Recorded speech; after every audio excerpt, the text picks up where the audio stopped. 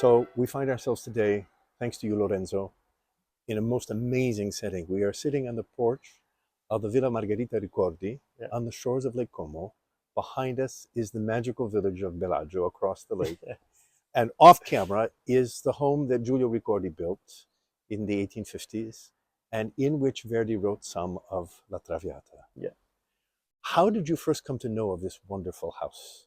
You remember? This wonderful house is one of the most incredible villa on the lake. And in my studies, I always read that very composed La Traviata on my lake because I live on this lake too. Well, you were born not far from here too, right? Yeah. And your wife was born in Colico. Yes. Irene is from Yes, Colico originally. yes. And for me, the Lake of Como is absolutely inspiring when I study a new score, because it's a quiet place but also spectacular. And I was extremely happy to have the opportunity to show to you that villa, because it's really important for me to understand which is the environment of a composer, and why Verdi decided to write La Traviata. I think it's simple to answer, probably. Yeah.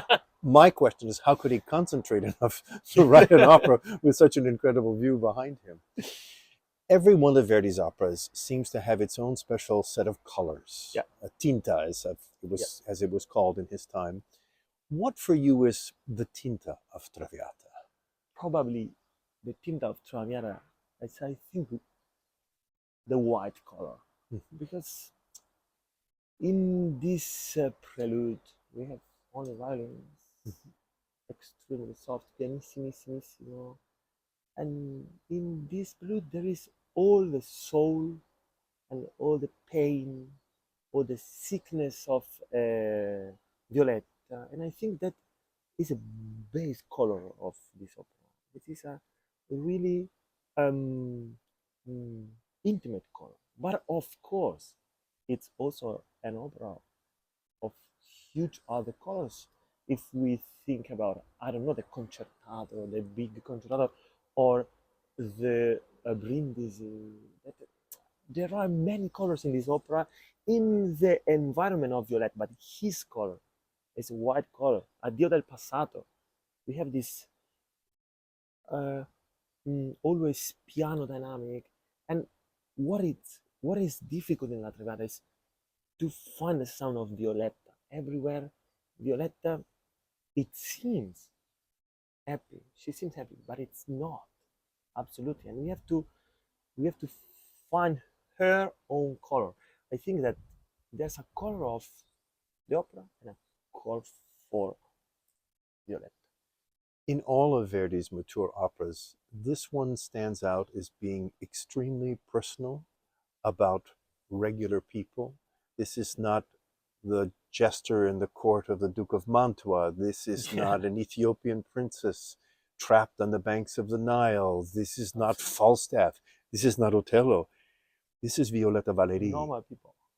And you mentioned to me when we were speaking earlier that you think there's a real companion opera to this opera slightly later. There's another opera that is this personal, that is probably the most beloved other Italian opera. That is La Bohème by Giacomo Puccini. Why are probably the most two performed opera ever?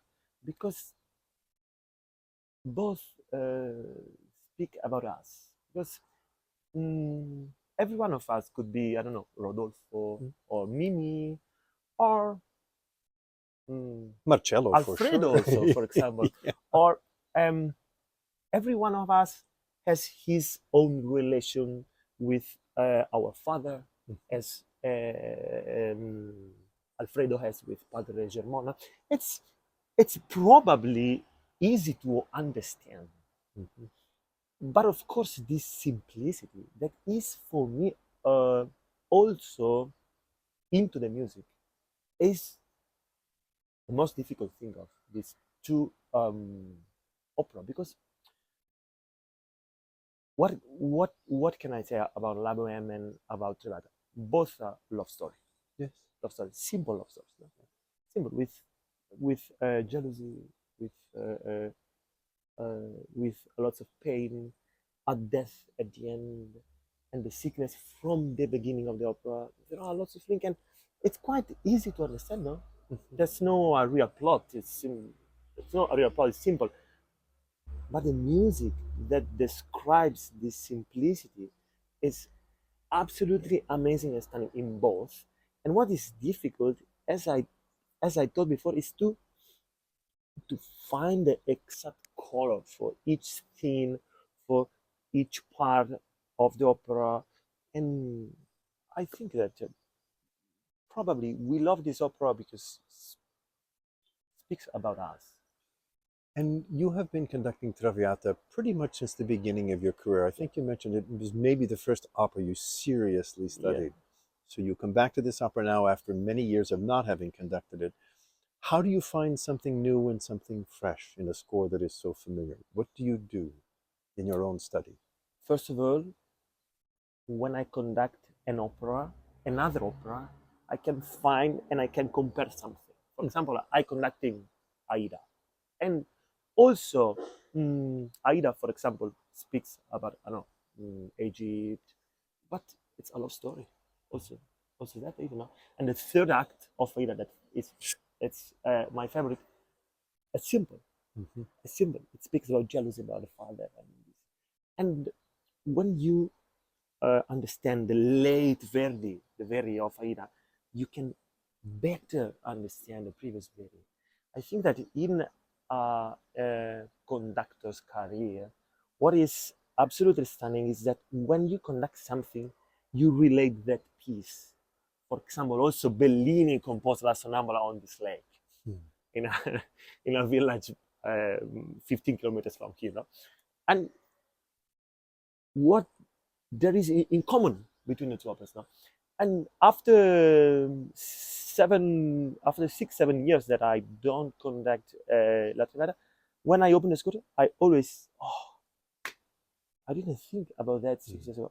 Oh my God, every page, probably 25 details that I missed in the past. And probably in 6 years will be the same. And also I can change tempo because, I think maybe when you are extremely young, you're super excited about this waltz, no? But at the end you see, okay, but it's not a happy waltz. Maybe Mhm. it has to be a little slower, little bit tense. And for example, when I was young, I studied the waltz loud. It's written pianissimo, but Mm. I started loud.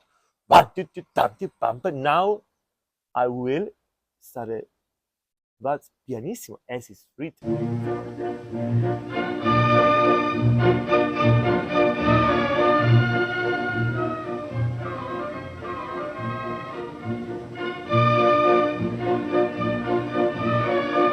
Young conductor. Yes, but now it's an okay. Why? Because this waltz probably is in her mind. Yeah. Probably is the last waltz. It's, the orchestra is to start, and the public has, where is the waltz? In her mind, and later, bah, it starts. No, when you live your life as a conductor, when you meet singers, when you speak, you change, of course, idea. And but when I be there conducting, probably I will change again on my singers because I love to like to make a, a, a perfect tempo for each singer. Violetta, for me, is my favorite Verdi character of all of the scores of wonderful characters, Yeah. as you said earlier, because she is so relatable and so believable. But I also think we see in her a woman of incredible character, Yeah, and she grows throughout the opera. it's absolutely true. So many of the great heroines are, I won't say they're one dimensional because they aren't, but they are pretty much the same. Circumstances change during the course of the opera that require them For to sure, act differently. Mimi, for example. Yes, but Violetta grows in front of our eyes from this sort of demi-mondaine hostess to the Yeah, stars of Paris in her time to someone who is basically dying alone. And as you know, as Shakespeare said, because she not loved not wisely but too well. yeah. Tell us, if you would, in closing, what is something about Traviata for maybe someone coming to an opera for the first time?